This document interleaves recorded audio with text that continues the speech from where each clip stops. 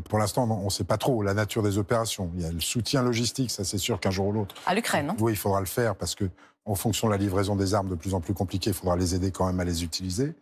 Est-ce qu'on doit aller plus loin? Le président l'a bien dit, ce ne sera pas lui le premier qui ira.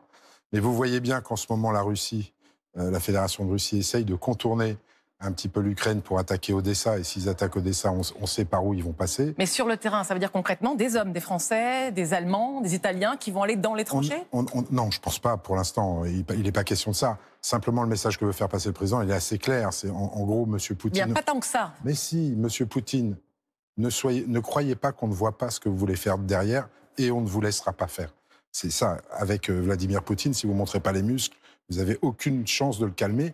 Je vous rappelle quand même que le président Macron, il a été critiqué pour ça, a été le chef d'État qui a le plus longtemps essayé de faire la paix avec Poutine. Et à chaque fois, il était brocardé, le président, parce qu'on disait « Mais Poutine se fout de votre figure, monsieur le président, vous n'arriverez à rien, ça ne sert à rien ». Les gens lui font ce reproche-là, on ne va pas se rappeler une histoire récente qu'on ne veut pas revoir. Hein. On ne va pas reparler de Munich 1938, mais quand même, on ne peut pas fermer les yeux sur ce qui se passe.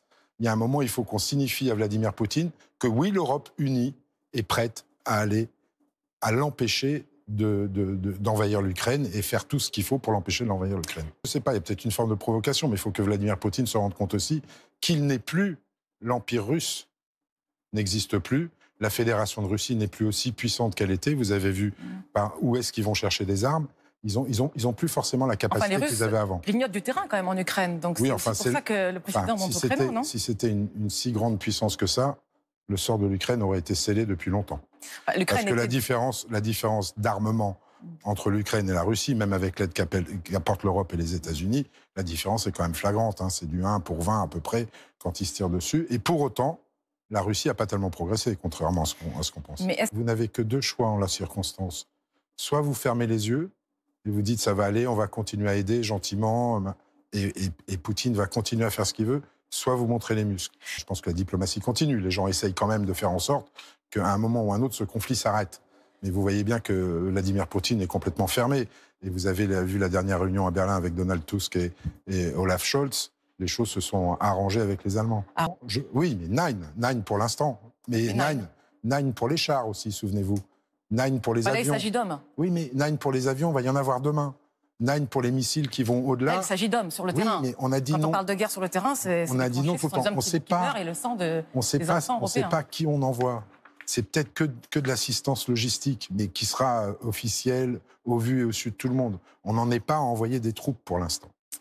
Il y a deux choix. Il y a deux choix. Soit vous dites rien aux Français, et le jour où la Russie, l'Ukraine est à 1500 km de chez nous, c'est pas loin. Hein. Je crois que c'est un aller-retour Paris-Rome. Enfin, c'est chez nous, quoi. Mais les Français, dans les sondages, ne se sentent pas concernés, ou en tout cas moins concernés par cette crise en Ukraine. Oui, si jamais Poutine continue à avancer, ils vont très vite se sentir concernés. Moi, je préfère un président, qu'il soit français ou n'importe quel autre président de l'Union européenne, qui alerte la population européenne en disant « Attention, il y a un vrai danger ». C'est pas juste une petite histoire entre la Russie et l'Ukraine. Il y a des desseins cachés derrière de Vladimir Poutine de recréer l'Empire russe. Et ça peut nous péter à la gueule n'importe quand. Il faut qu'on soit prêt. Je préfère ça que plutôt qu'on ferme les yeux et qu'on dise rien. Il faut que... Non, il ne peut pas y avoir un vent de panique. Évidemment, les sondages... Les sondages, forcément... Vous étiez à 20, vous êtes descendu à 18. Oui, et Jordan Bardella était à 30, l'écart se creuse. Déjà, Jordan Bardella, pendant 3 mois, il va falloir qu'il tienne sa position de leader. Là, c'est moins simple parce qu'il va falloir qu'il rentre dans le fond.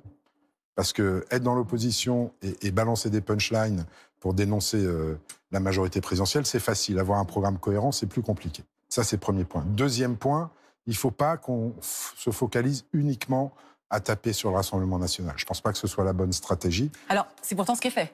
Oui, dans le début de campagne. Vous avez la semaine dernière, ils ont tous tapé sur le RN. Oui, vous avez tout à fait raison. Il faut aussi dire aux gens ce qui s'est passé réellement à l'Europe pendant ces 5 dernières années avec les députés européens qui ont été particulièrement absents. L'Europe des 27, si vous regardez bien la situation géopolitique du monde, c'est la seule poche, et j'emploie ce mot à dessein, c'est la seule poche de démocratie qui nous reste dans le monde, où les 27 se tiennent la main contre vents et marées pour maintenir... Mais l'Europe est également gagnée par les extrêmes. Oui, mais pour l'instant, on tient la démocratie. Mais elle ne protège pas certains pays avec l'extrême droite. Oui, mais d'accord, mais qu'ont fait les pays qui ont pris le pouvoir? Excusez-moi, si on prend Giorgia Meloni, est-ce qu'elle a mis en place une seule des mesures qu'elle avait dites quand elle était en campagne? notamment pour les immigrés. Je pense que ce n'est pas le cas. Cette démocratie, il faut qu'on la préserve absolument, parce que sinon, ça va s'effilocher. Et vous voyez bien à dessein les extrêmes, d'où qu'ils viennent d'ailleurs, qu'ils viennent de la droite ou de la gauche. Leur visée sur l'Europe est assez simple. Faire croire qu'on est européen, qu'on veut une Europe des nations. Pourquoi ? Pour déconstruire cette Europe qu'on a construite à 25 ans. Marine Le Pen. Il nous reste 3 mois pour leur faire comprendre que si l'Europe se dissout dans les extrêmes, il n'y aura plus aucune protection démocratique. En plus, avec l'élection aux États-Unis qui arrive au mois de novembre, je ne dis pas que Trump a gagné, mais enfin, les sondages le donnent gagnant. Et la démocratie américaine, elle aussi, va vaciller. On voit les pays tomber les uns derrière les autres. Il faut protéger ce qu'on a construit pendant des siècles. Sujet compliqué parce qu'il y a des mesures qui ont été prises tout de suite directement, notamment sur les surtranspositions, avec les dérogations. Enfin, une réunion prévue mardi n'est pas et oui, mais parce qu'il y a des choses qui ne leur plaisent pas. Mais work in progress, comme dirait l'autre, on va continuer.